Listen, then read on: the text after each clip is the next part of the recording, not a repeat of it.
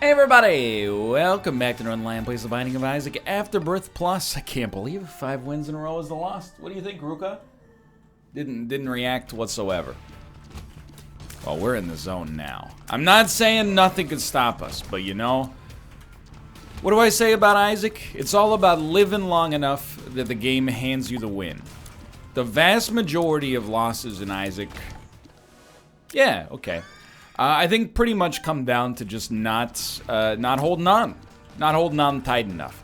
Sometimes you die on the cathedral with soy milk rate of fire and just god-awful damage. But I think, you know, those situations are fairly few and far between. We don't need to stomp him. Hold this High Priestess card. Well, we gotta do, you know, you don't expect, there's only a few life-changing boss items you'd expect on the first floor. It's really all about, you know, hitting those signposts. You know, first deal with the devil is very, very big.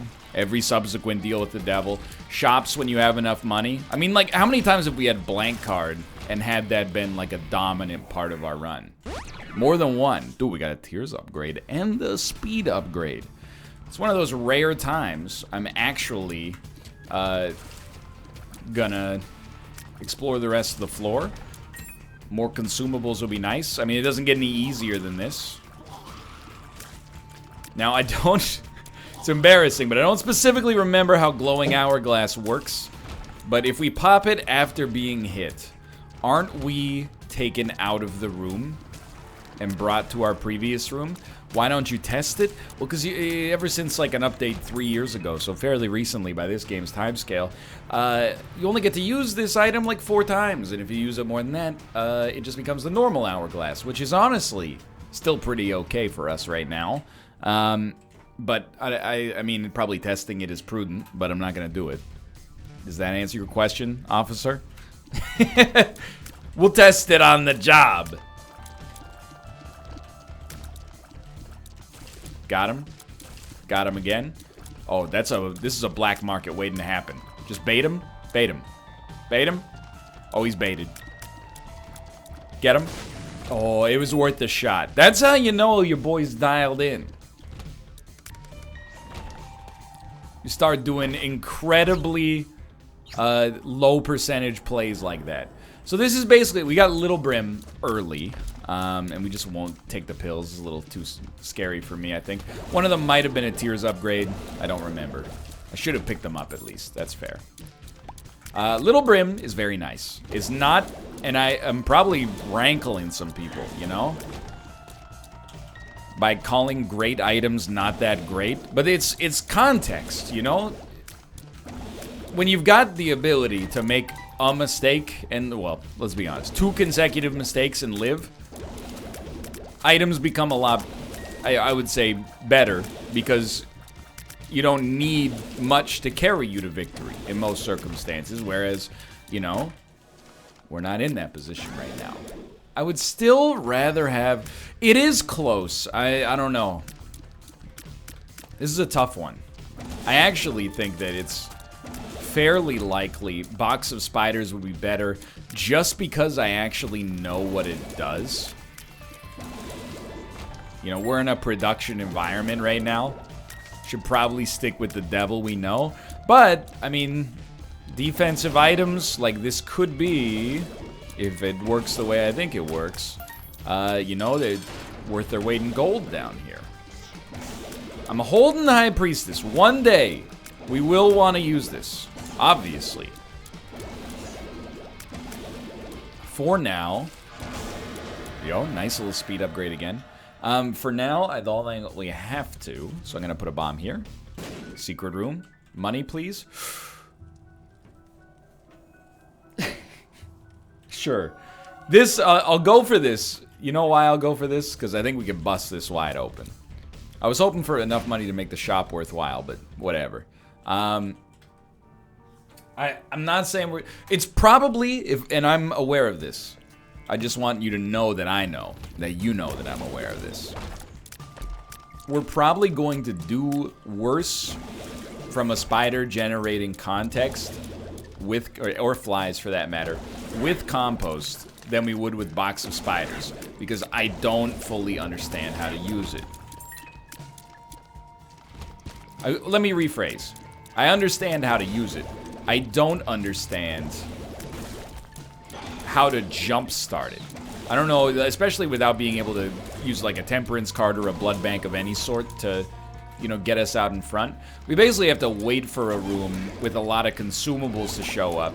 And then, like, to get a lot of battery charges would be nice as well. But I think the potentiality of this item to bust it open is worth taking a shot at it, you know? Could be fun, anyway. Plus, we're winning so easily that it's like, come on, Grandpa. Like, why don't you try to make things a little bit more interesting? It really felt like a secret room. Speaking of making things more interesting, you know, I don't know about that one, but... Okay. Let's get a spider going on here. Chad, no problem. Well, also useless for the record, but... except, and this, I'm not being cute with this, he'll generate half red hearts.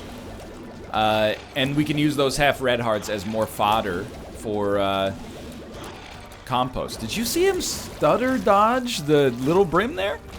That was incredible. We've been working on the AI. I gotta be honest, I'm not, first off, I got an itchy ear. I gotta scratch that ear. Oh, I mean, this feels like a compost room, but also we could just use the money. Please. Thank you. This little brim does break it down, so I should have done that earlier. Blank rune. Algaes. Sure. Worth a shot either way. I mean, algaes is great. I just would rather in the future know that it's also algaes in advance. What I was going to say is I got to be honest. This is the last video I'm recording today. I think you need the invincibility. It's too good. I know we've taken about 10 different spacebar items thus far. I really thought we would also get a Tears upgrade out of that, but I always forget the Halo is...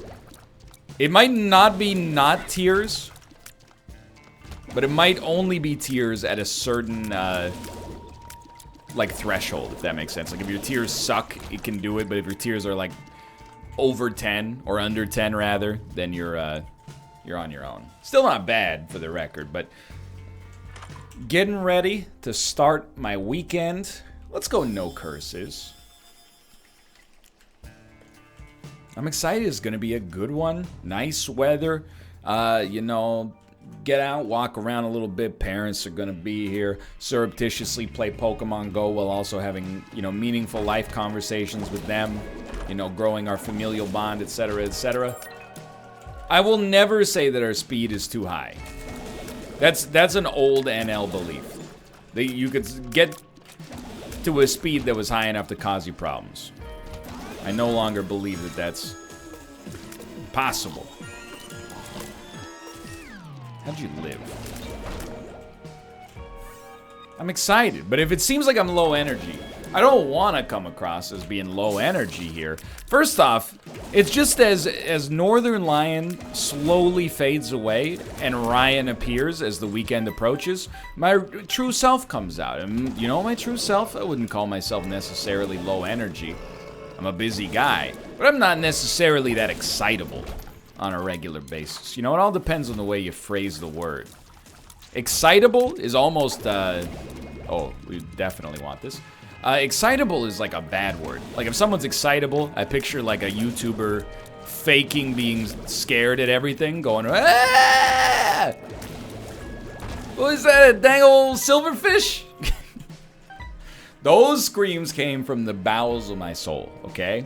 Those were real. Yo, small rock, please? One of these days, dude. But, you know, if you say low energy, that sounds like a person that's like, you know, what do you want to do for dinner? I don't know, what do you want to do? Do you want to get like a burrito? No. Alright, well, what do you want to do for dinner? I don't know. That's not just my Brendan Dassey impression. That might be a little too raw to bring to public. That's also You know, that sounds bad. But excitable is like high energy, but also is like, what do you want to get for dinner? Dude, I would friggin' love getting a burrito with you. Oh, actually, I thought like maybe we can get some Italian. Heck to the yes, brother.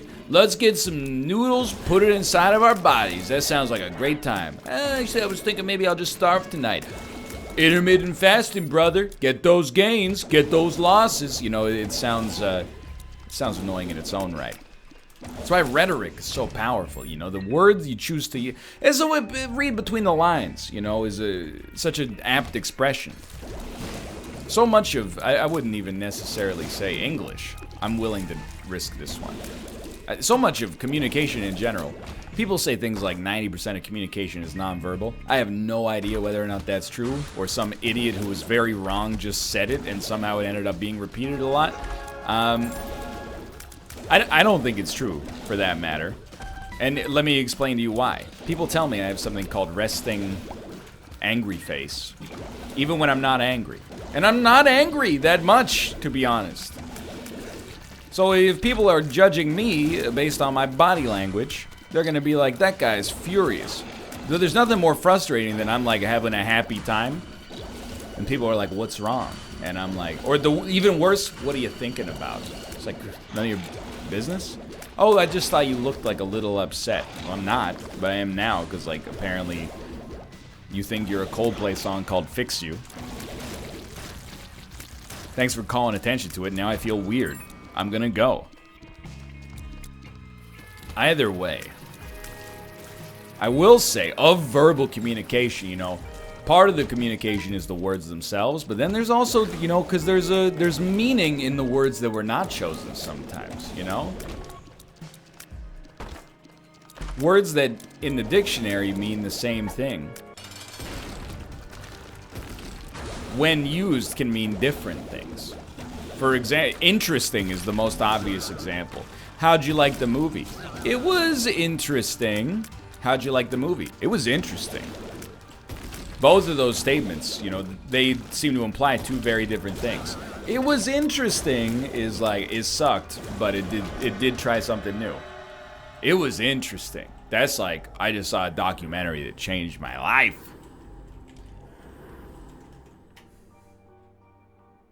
Still have a shop available. This is, I'm not complaining, because Unicorn Horn is real nice. However, we still need a lot more for this run to pop. I do think that probably car battery is good enough. And definitely 9 volt has my attention as well, although I do wish I now had compost again, but we should still be okay either way. Next floor, we really want to up our damage. That would be like the single biggest high quality, you know, life change we could make. Okay, lucky us. That's why, I mean, again, I'm sure this works this way in every language. That's why it's so tough to, you know, explain English to people sometimes. You gotta, sometimes, the way that somebody talks to you, they might actually be insulting you, but it sounds like they're your friend. But if you have, like, you know, experience in the English language and a, you know, fluency and familiarity, you're like, it's about to go down. Hey, buddy. Oh, hey, how you doing? Hey, nice parking job. Well, thank you. I mean, I thought I was just going out to run some errands, and I'm getting complimented left, right, and center. Oh yeah, you're real funny. You got a great sense of humor. Hey, you know, it's been a long time since somebody's told me that. That's me talking to anybody. Drowsy. Anyway, we shouldn't have been in using Unicorn's Horn there. I got a little tied up into the bit.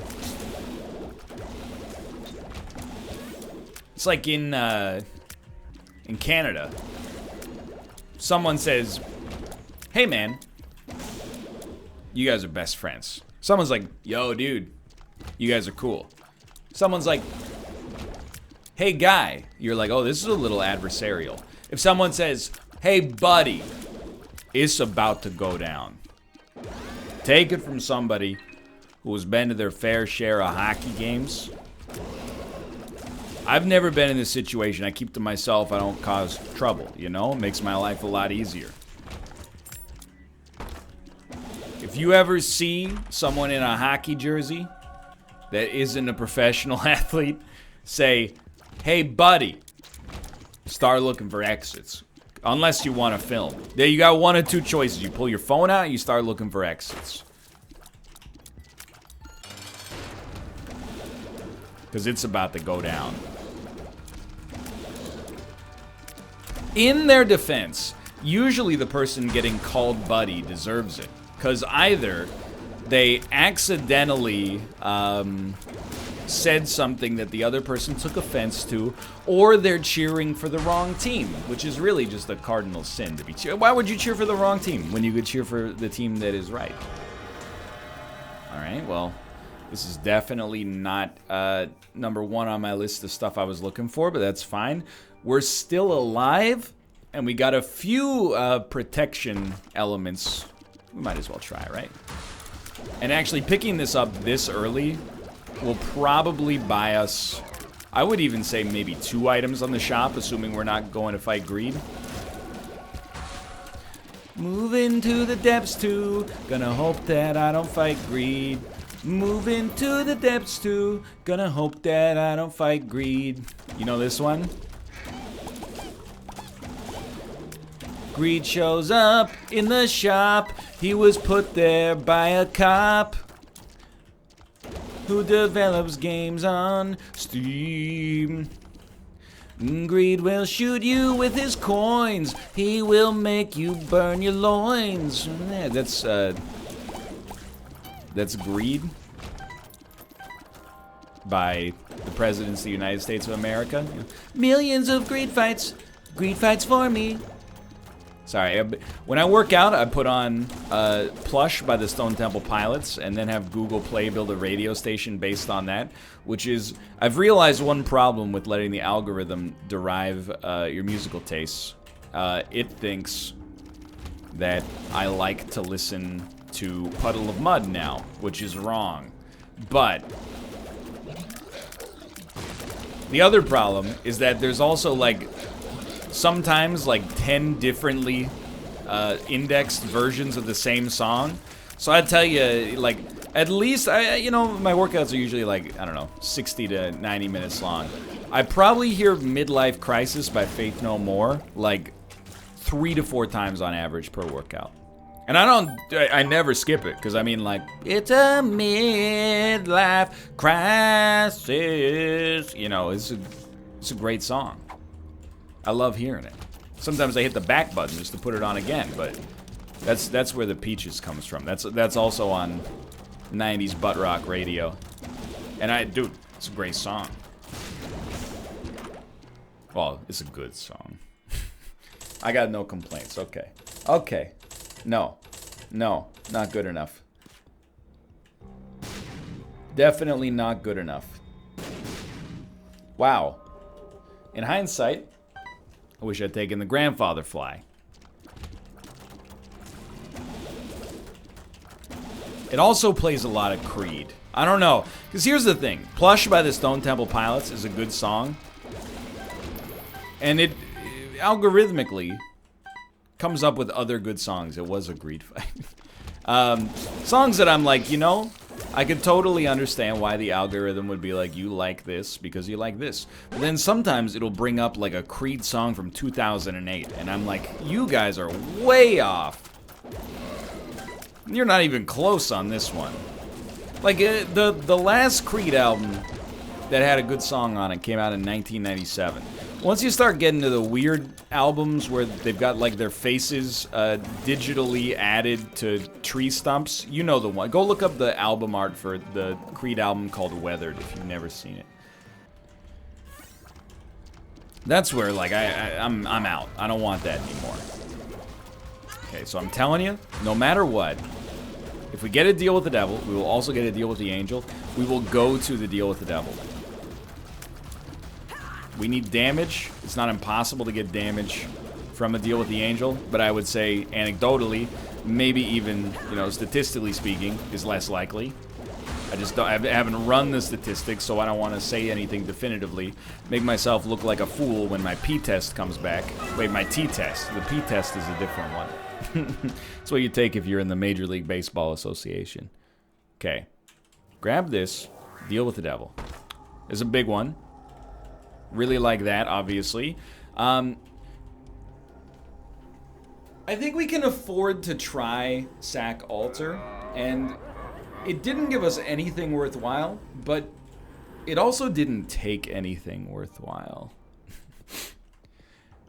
Don't shoot the messenger, but nothing else we had was really worth anything at all there, to be honest with you.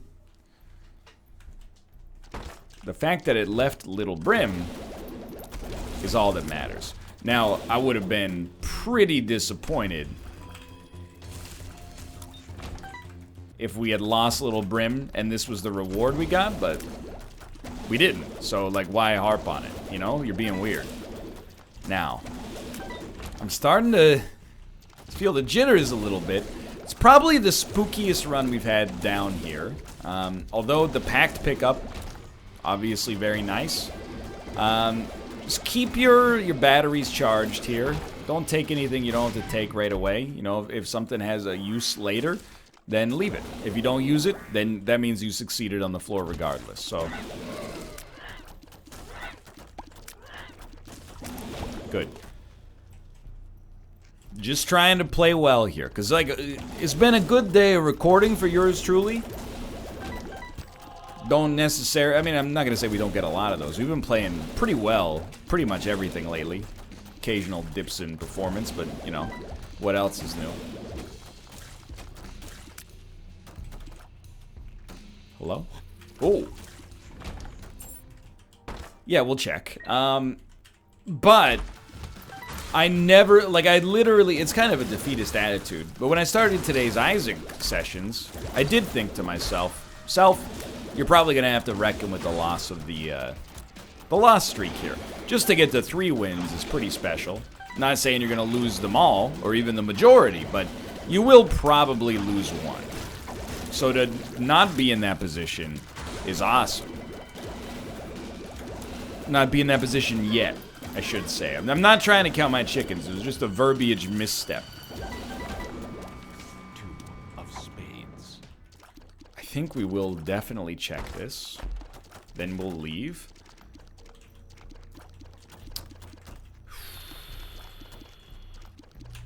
Just, this is like, you know, on a couple of the lost runs, we've basically been like, we've been shooting the breeze when we got into this point.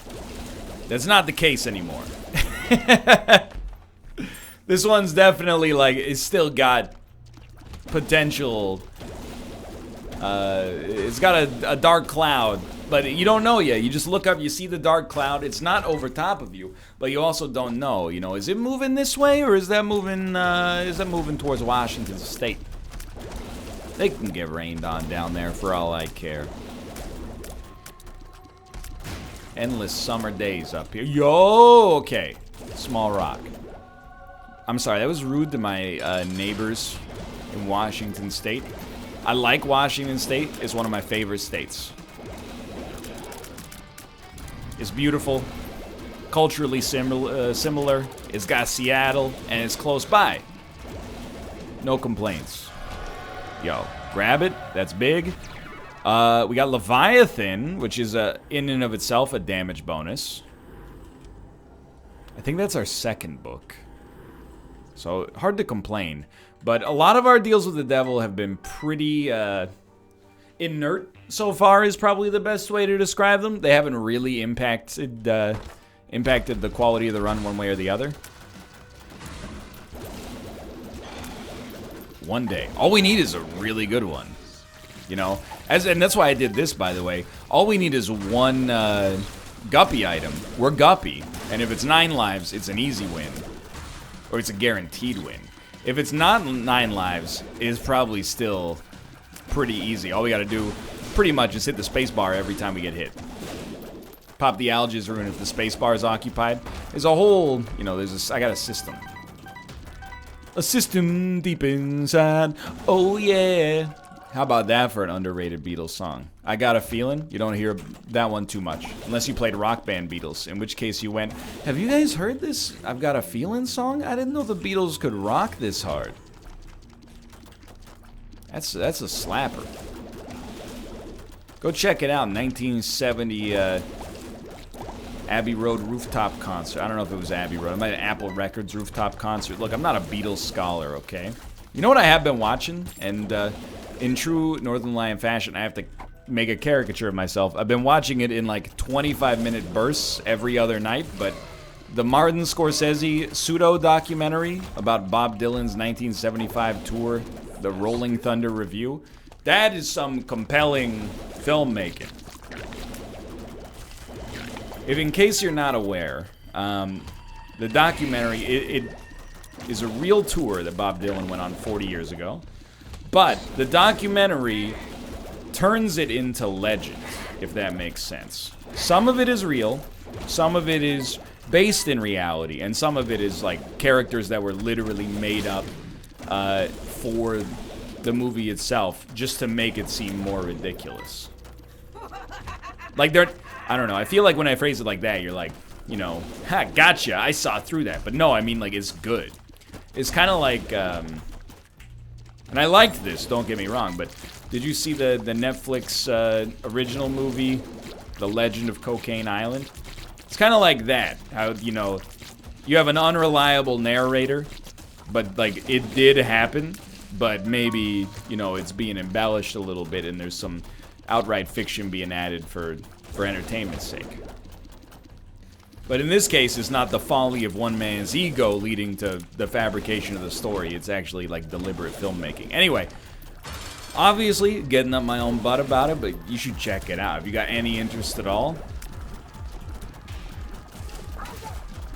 Also has helped purge from my mouth the taste of the 2009 Bob Dylan concert I went to. That was definitely one of the worst concerts I've seen in my entire life. I like Bob Dylan. Dude, it's brimstone. But I will say, him performing in a mid-sized Canadian town at 83 years old, or however old he was, it had the, and I've talked about it before, but it had the vibe of like, I'm just here so I don't get fined. It was like, I don't gonna make fun no more, and then, you know, dutiful applause, and they'd be like, once upon a time you dressed so fine, you asked that time, didn't you? And then, you know, dutiful applause. She breaks just like a little girl. Dutiful applause, and it's over, you know? Again, pretty spry performance for a man who's past octogenarian status. I'm just saying, at the same time, I was like, I don't know, I didn't expect him to come on stage and, you know, be dancing up a storm or anything like that, but I was like, you know, I guess at the end, I was like, what did I expect? He's tired. He's been touring for 150 years. No disrespect intended. Just consider me a Yelp reviewer. I did pay for the meal. Dude, I forgot to mention it in any of my videos today. Kate and I went out for dinner last night to a sushi restaurant. And, you know, at the table behind Kate, so I had like a direct line of sight, there was a woman eating alone. More power to her. When she was like a strange customer. Like, she was making a lot of conversation with the staff, more than was normal. I'm not saying she couldn't just be friendly. But then, like, she also took like 20 minutes to decide on what she was going to eat, which is a little unusual. Not beyond, like, you know, what's legal or acceptable necessarily, but just a little. For as soon as she was starting to have this situation present itself, I was like, something's weird here. And then, help. You know, like half an hour, 40 minutes later, she was paying her bill, and I heard the server say, was everything all right? And she said, actually, no. I specifically asked for less rice with my meal, and you guys gave me the normal amount of rice, so I'm pretty disappointed. To which the waiter quite appropriately, I might add, replied with, sorry, followed by a protracted period of, I don't know, several awkward seconds of silence minimum. And then they, went their separate ways. But it's like, lady, come on. I get it, by the way. Maybe you got low impulse control. You don't want to eat all those carbohydrates. You want less rice, but you still want some rice. They should have given her less rice. But to bring that up is a little crazy. That's such a minor complaint. It's not like I was allergic to rice and you gave me rice even though I didn't want rice and now I'm dead. But then, I don't know, man. I saw another post today. It's from the Vancouver subreddit, but the post itself was on Facebook for a chain restaurant called Montana's. And the post was, nonsense. It was written by someone who was unwell. But it just goes to show you, more power to the service staff that have to deal with these people on an occasional basis. Anyway, so they were like, Montana's is a Canadian chain restaurant that does like American Tex-Mex and Southwestern cuisine. Fajitas, but also steaks, ribs, etc., etc. Barbecue, basically. So this person had ordered ribs, and they were like, I was eating ribs at your whatever location. I bit into the rib, and there was a bone. I bit down on it so hard, my mouth started to bleed. I brought it to the attention of the manager of the restaurant. All she did was take my food away and apologize. And of course, you're asking the obvious question right now, I assume, which is like, this lady didn't know that ribs have bones in them? Anyway, it gets 10 times worse. She's like, I went home and it for several days was incapacitated by the pain. I went into my dentist's office for an emergency visit. He told me that as a result of the injury, I have gum disease, and now for the rest of my life, I'm gonna have to get a dental cleaning done every 6 months. What do you have to say for yourself? And God bless. The Montana social media employee went, hey, can you give us a call? When she should have went, or they should have went, what the hell are you talking about? You're telling me you bit down on the bone of a rib and it gave you gingivitis, and now the dentist is like, you gotta get your teeth cleaned every 6 months. Hey, that's what they recommend for everybody, for one. But you also don't get gum disease from a tooth injury. That's like years of neglect. Not flossing or brushing. Anyway, dude, we won. Thanks for watching. I hope you enjoyed it. If you did, click the like button. That was a great deal. Of course, subscribe if you want to see more in the future. For now, thanks for watching, and I will see you next time. See ya!